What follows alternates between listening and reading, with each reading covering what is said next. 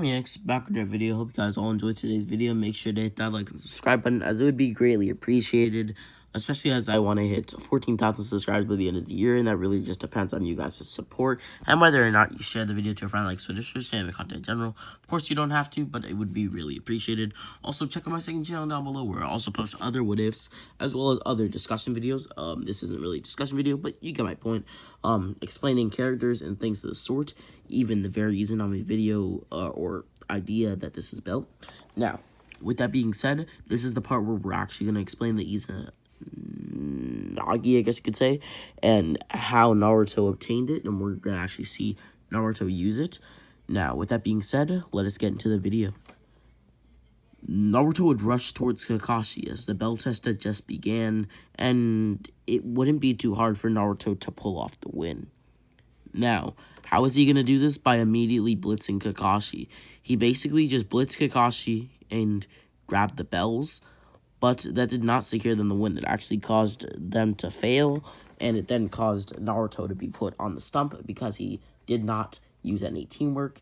And yeah, the events of the canon would roll out as they would actually be crowned as winning, I guess you could say, as Sasuke didn't go to feed Naruto, but Sakura actually did, because Sasuke's like vendetta towards Naruto. But eventually Sasuke would warm up as he saw Sakura do it, so it was like, whatever, fine, I'll give you some food. One of those types of situations, if you know what I'm saying.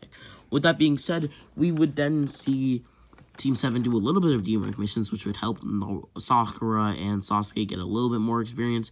It would basically just do nothing for Naruto. He had been on plenty of teamwork missions. It's basically all he did in his spare time, as well as training, of course, and learning new jutsu, creating new jutsu, things of the sort. But with that being said, they would get their first searing mission to the Land of Waves. Naruto knew what to expect on these missions, so he was pretty chilled back, but was also surprised when the Demon Brothers appeared. He would quickly deal with them before Kakashi could even fake his death, as Kakashi would be pretty surprised at Naruto's speed, which was the thing that he had most, I guess you could say, been pleased with about Naruto. He was most surprised about Naruto's speed, but was also kind of happy, and also made him kind of remember Minato, as their speed was almost comparable. Not even close. Not even close. Like, Minato is much faster, but you get my point. If you see somebody who's fast and then see another person who's fast, you can kind of point out parallels between them. They're both fast. And that's basically what Kakashi was doing. He saw a parallel between Minato and Naruto, which is also interesting because they're father and son. But with that being said, and Kakashi does know that, of course. Now, with that being said, they would eventually arrive at the actual Land of Waves as the events of the canon would unfold, but this time it's different. Zabuza and Haku, in their first encounter with Team 7, would go about the same, as Naruto doesn't want to just, I guess you could say, go all out on a rabbit, and instead wants to test the waters. And he also wants to see what his team is capable of. He knew that Sasuke had been training, so he wanted to see what he had actually been working on, some strength he had acquired, and things of the sort. Maybe if his Konoichi teammate Sakura was actually useful, and if she actually had power, things like that, so to speak. Because Naruto actually had a plan to give his teammates more power through curse marks. This now leads into the next idea of this, I guess you could say, what if, or next plot point. The second time that they would meet would be very different. Zabuza and Haku were now accompanied by 5 different ninja. These ninja are as follows: Jirobo, Kitamaro, Ukon, and Sakon, and Kimamaro. The sound 5. Naruto knew these faces quite well. Only 2 years ago, he had been with them. Now, let me explain. This is the first point where we will get some actual backstory on the Izanagi and how Naruto actually can use it, and we'll see Naruto use it for the first time in this part. Now, with that being said, Naruto would be on a mission, a B-rank mission, in fact, where he would have to liberate a village. This was something he did multiple times, which increased relations between the Leaf and the village that he, well, cough, cough, decided to liberate. Now, with that being said, it kind of just made them indebted to the Leaf Village. They kind of just felt like they, had to be friendly with them. With that being said, they also just kind of wanted to, and that helped relations. Now, Naruto liberated the village, but there was a man there, Orochimaru. Naruto at this point just wanted a lot of power. That was literally all he wanted, and was to climb to the top. Of course, now that he thought about it, that was a stupid decision for him to make, because he then allied with the great ninja Orochimaru. Now, while he was with Orochimaru, many experiments were conducted on his body. But he also found out the truth about his clan, how they were destroyed by all of the other great nations. This made Naruto have a great hate for the other great nations, but eventually he was able to overcome it, though in the back of his mind, whenever he sees a ninja who isn't, a ninja from the Leaf Village, his mind trails off. What if their father's father, or what if their grandparents, or whatever, were the people who, destroyed the village that the Uzumaki clan resided within? What if this? What if that? Interesting, because this is a what if.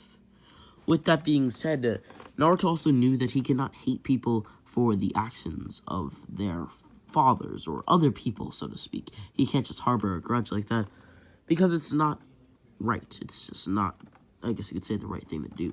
So he didn't really care about it too much. But with that being said, he also figured out that he wasn't the last of his line, with Kari and Uzumaki being a real thing. And with that being said, he was actually getting close to unlocking his Uzumaki sealing chains before he left Orochimaru, and I'll explain why. Quickly on, with Naruto being with Orochimaru strictly for power, his goal was basically to get some power and dip. He had basically, cough cough, bonded with some of the members of the Sound Five and things of the sort, so he also had a bit of another reason to stay. He had friends there.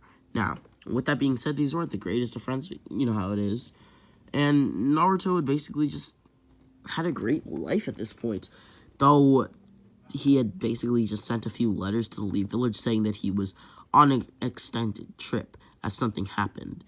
They did send Anbu to the village where Naruto was at, but they had reported nothing, and that nothing had literally changed, and Naruto was supposedly nowhere to be found. Anyhow, Naruto was quickly introduced to the Sharingan, as this prospect was something that Orochimaru quickly forced onto Naruto. Basically, just like, I guess you could say, begging Naruto to use a Sharingan, because they didn't have a deal where Naruto was loyal to Orochimaru. It was more a deal where Orochimaru gave Naruto power, and Naruto could, be experimented on by Orochimaru in exchange for the power. Now, with that being said, Orochimaru's underlying goal was to actually take Naruto's body, as we, or you may have suspected, but with that being said, we would see Naruto here actually grab some of the Sharingan. How many Sharingan would he actually, take? Well, honestly, a lot. He would take one in his left eye, similar to, Kakashi, but he would also take multiple on his body. What do I mean? On his, arm. Now, on his arm, he had multiple Sharingan, even more than Danzo, at least from what I recall. He would actually have 12 Sharingan on his left arm, which is interesting because his Sharingan in his, actual eyes is actually also in his left eye. But with that being said, he would also have one Sharingan, which was much more superior to all of them. But this is the one that is actually in his, left eye, which would be a Mangekyo, which is actually an interesting Mangekyo, which I don't want to spoil his abilities because it will give Naruto an amp later on in the future. But with that being said, eventually Naruto would realize a few things. Orochimaru was using him for his body, but he would also realize the abilities of the Izanagi, and let me explain what they are. The Izanagi is a genjutsu performed with the Sharingan. With a normal genjutsu, a user will apply an illusion to a target's senses, causing the target to experience things that are not real.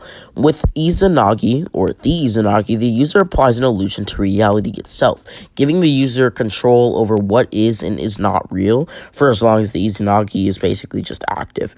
Users typically do not, I guess you could say, users typically do this in order to protect themselves, negating any injuries. They usually use Izanagi to protect themselves. For example, when Danzo was stabbed by Sasuke Susanoo sword, I guess you could say, he was able to negate all injuries, even though he had technically died. With that being said, Izanagi is based on the creation of all things a technique, used by the Sage of Six Paths himself to turn imagination into reality. The process is explained to use spiritual energy, which forms the basis of yin release, to create shape and form from nothingness. Now, with that being said, through the application of physical energy, which forms the basis of yang release, the shape has life breathed into it. Members of the Uchiha clan, as descendants of the Sage of Six Paths, perform Izanagi with their Sharingan. In exchange for the brief control over reality that Izanagi grants them, the Sharingan they perform it with becomes blind. Only awakening the Rinnegan restores the eye's vision, because the Uchiha prize their Sharingan to lose it. Now, with that being said, in this way, it prompted the Uchiha clan to label it as Kinjutsu. Because Uchiha only possess half of the Sage's chakra, they can only keep Izanagi active for a few seconds. To maximize Izanagi's duration, it is necessary to recreate the Sage's chakra by also having genetic material of the Sage's other descendants. The Senju, Danzo, Shimura receives both Uchiha and Senju implants, allowing him to use Izanagi for 1 minute, which is a much greater duration than many other Uchiha. As this is still not very long, he has 10 other Sharingan that also grant him the ability of Izanagi, which is quite interesting as he has 10. That's why I brought up the fact that Naruto is more than him, that being 12 on his arm and 1 in his eye. Now, with that also being said, we do know that Danzo actually is able to just use all of these in tandem, so it doesn't really matter how quickly he uses the Izanagis.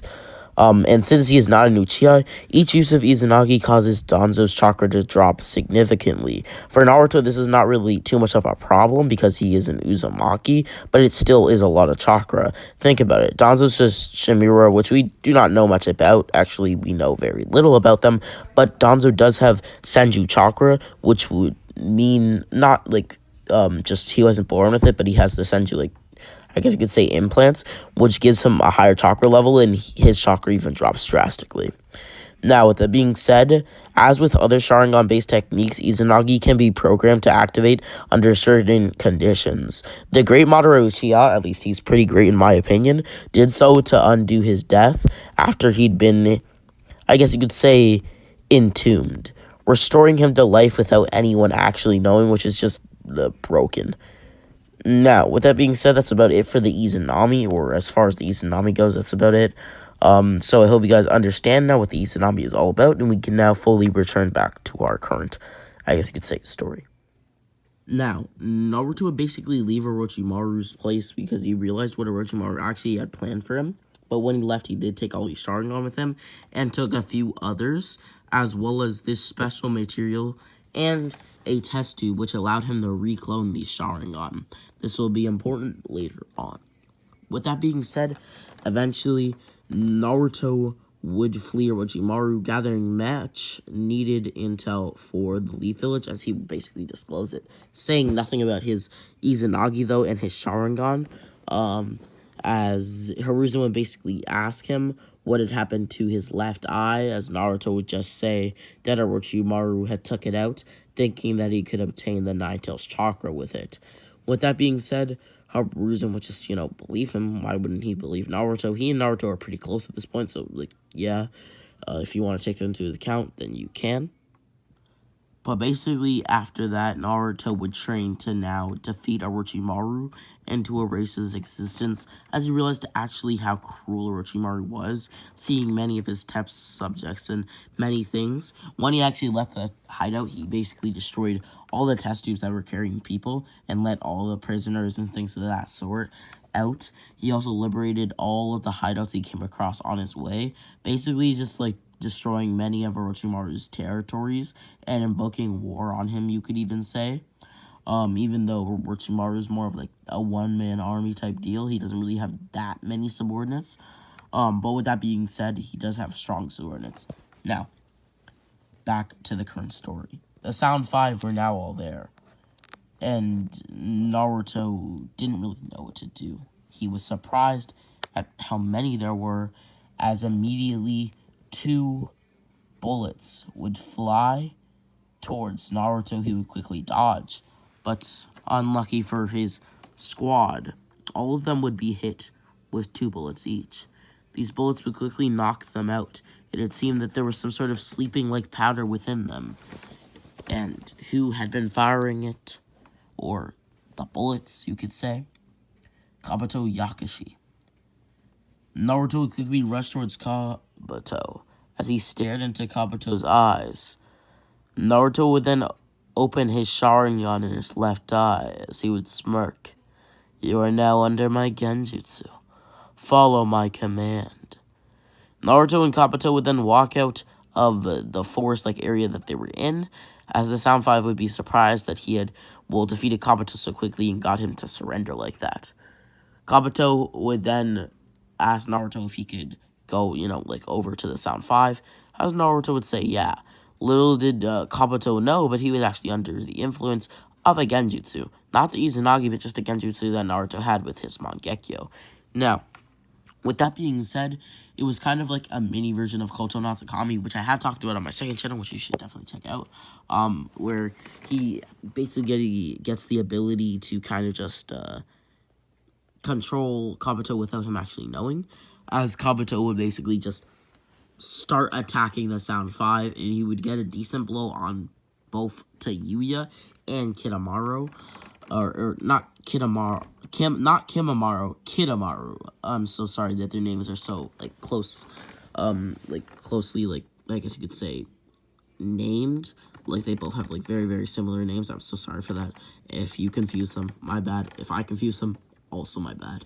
Now, with that being said, he had been able to do damage to both Kitamaru, the big spider dude, you know what I'm talking about, and to Yuya, the girl who, uses the flute, you know what I'm talking about, as Naruto would be thankful that he had been able to do that. At that point, Kabuto had actually been able to break himself out of the genjutsu, but I realized what he had done, now in a shocked state on the floor. These were people who he had been with for a very long time, and he didn't know how he would answer, I guess you could say, in his opinion, Lord Orochimaru. With that being said, Naruto would then ask what he had done to his teammates. What type of, I guess you could say, poison or whatever it was it? As Kabuto would explain, that was just normal sleeping powder. He said this very slowly, as he was still quite in shock about what he had done, and everything was still just, becoming, I guess you could say, a true reality, so to speak. With that being said, Naruto would rush towards the other Sound 5 members. There was now 3 Sound 5 members, and at least that were standing and were actually able to fight, and Zabuza and Haku. Naruto would then create 1,000 shadow clones. He would use his signature lightning-style jutsu with his shadow clones, causing them all to basically detonate and electrify the Sound 5 members, plus Zabuza and Haku. Zabuza would be perfectly fine after this, as well as Kimamaru, my bad. But the rest of them would all be out for the count, literally out for the count, on the floor, almost dead. Haku had been able to tank most of the damage, but the last brunt of a few of the shadow clones was able to hit him, and he had actually just sacrificed himself for all the damage that was about to hit Zabuza. Kitamaru had been able to block with his bones being dense enough and strong enough to actually just defend him against the electricity, and that was about it. With that being said, Kimamaru and Zabuza would then walk towards Naruto, both with interesting looks on their face. Kimimaro had a look of disgust. Zabuza had a look of, well, I guess you could say happiness. He was happy to see Naruto. You see, both Naruto and Zabuza had a great conversation back when Naruto was allied with Orochimaru. And in this timeline, if you did not get the memo, Zabuza and Kaku were actually allied with Orochimaru. Not Gato. They just happened to be in the Land of Ways at the time because, well, they were there. And with that being said, they also do have curse marks. Now, Kimimaro would immediately activate his curse mark as he would call Naruto scum, firing a dense bone bullet towards Naruto, who would quickly dodge. Naruto would then ask why Kimimaro was so mad as Kimimaro would speak. "Don't you speak to me, you scummish brat." Naruto would then look behind him. There stood Zabuza, while right in front of him, literally right in front of him, like if he breathed, the person in front of him would feel it, that being Kimimaro was in front of him. Naruto would then unsheath his blade, rushing past both of them so quickly that they could not see it. He would then put his blade away in classic anime style, as we would then see both Kimimaro and Zabuza now have deep slashes on their body. Kimimaro would then grab his wound, coughing up some blood, as Zabuza would immediately curse himself out, as he would wonder how Naruto had been able to slip past him so fast, and he would also be angered that Kimimaro was able to be hit, as Kimimaro was now at a disadvantage, as we as the fandom know, and Zabuza knows, that Kimimaro actually has a deadly illness right now, so it's kind of bad that this has happened. Naruto would then walk slowly towards Zabuza and Kimimaro, as Naruto would speak. "When I became a ninja, I had a few goals, but by the time that I was truly in the system, completed more than 50 missions, like this one. I had known exactly what this world was like. I had known that people can win fights and people can lose fights. And I had wanted one thing more than anything else, so that nobody could change my fate. That's why I fight you here today, not putting anything on the line, not letting anything go. Every strike I use is with full force, because I know that if I let my blade up, you could change my destiny. You could change my fate. Anybody can change destiny. It's not set out." Kimimaro would look at Naruto as if he were a crazy man. "You don't believe in destiny? Look at me. Right now I bleed out as I am also suffering from an illness. Don't you think that Lady Luck isn't on my side? Don't you think that destiny is cursing me for my existence, for continuing to live? Don't you think that destiny has already..." Kimimaro was barely able to breathe. "Don't you think that destiny has already set on a path where I'm at the end of it, dead?" "Well, that's not destiny then, is it? Because like I said before, destiny can be changed. But rather, Lady Luck isn't on your side, that is true. But I'm just the one who changed destiny." "What? You don't want me to die? Who said anything about that?" Naruto would quickly disappear, as his voice would still be able to be heard by Zabuza and Kimimaro. It had seemed that he was basically just running around super fast, but was still talking at a normal speed and at a normal pace, so to speak. Naruto would then continue. "Rather, I wish to end your life here, so that you no longer have to struggle." Kimimaro's eyes would widen. "No, that's not going to happen," Kimimaro thought to himself, as he would enter one of his strongest jutsu, the Bracken Dance. He would pour everything into this. He did not want to be killed by Naruto. Rather the opposite. He wanted to kill Naruto, as Naruto had hurt Lord Orochimaru. But he had been able to get what he wanted, but not in the way that he thought. Kimimaro actually managed to hit Naruto, as he had been pouring all of his strength into the attack, like I stated. And Kimimaro was fairly powerful, to be honest. Actually, he was even stated by Kaiobatu to make the third Hokage's execution go a lot smoother. Whether or not this is a testament to his strength is, well, not known, but we also do know that he played a part in taking out the fourth Kazekage, my bad, Rasa.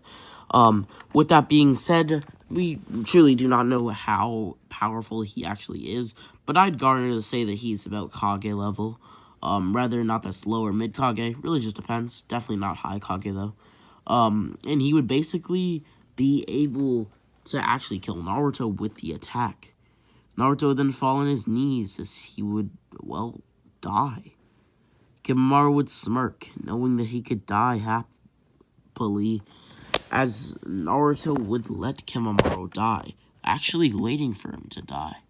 Kimimaro would then fall to the ground, as Zabuza would yell out no, not understanding what had just taken place, as Kimimaro would smirk.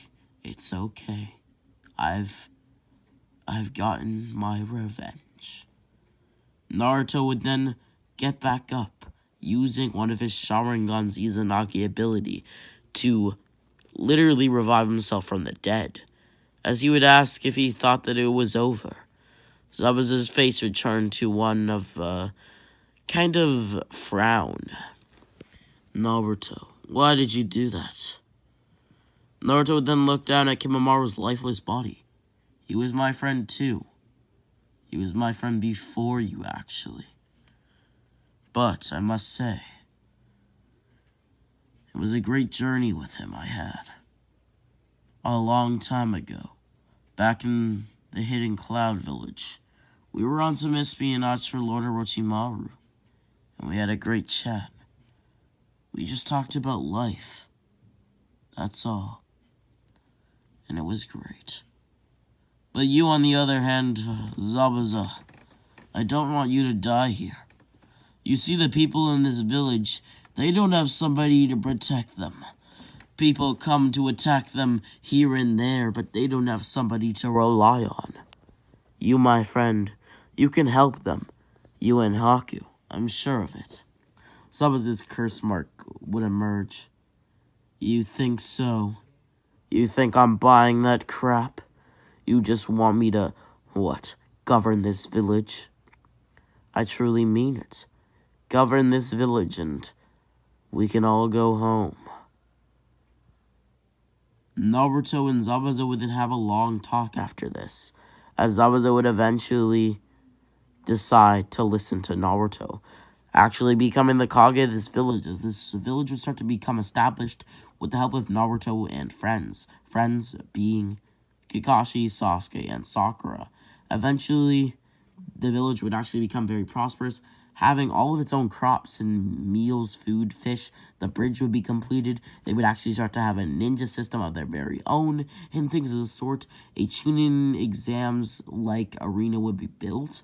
An academy would be built, and ninja schooling, stuff like that would just be built. And just stuff like that. But with that being said, also a Kage office would be built, or Kage Tower, whatever you want to call it. Kage office / Kage Tower, same thing in my books.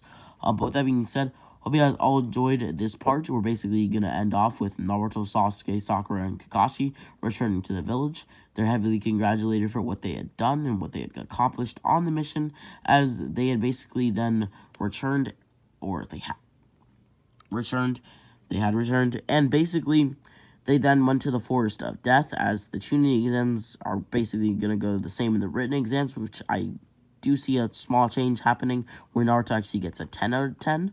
And with that being said, we also see Naruto and Sasuke and Sakura rushing through the Forest of Death, as they then feel an ominous presence. And with that being said, I hope you guys all enjoyed today's video. Make sure to hit that like and subscribe button, as it would be greatly appreciated. Check out my second channel down below, where I also post what ifs as well as discussion videos. Hope you guys all enjoyed my voice in this episode, as I do know it was a bit different and that I was a bit tired while recording this, or I still am, and I'm probably gonna get better right after recording this. Yeah. But with that being said, I hope you guys all enjoyed. Make sure to hit the like and subscribe button, and Rami X out.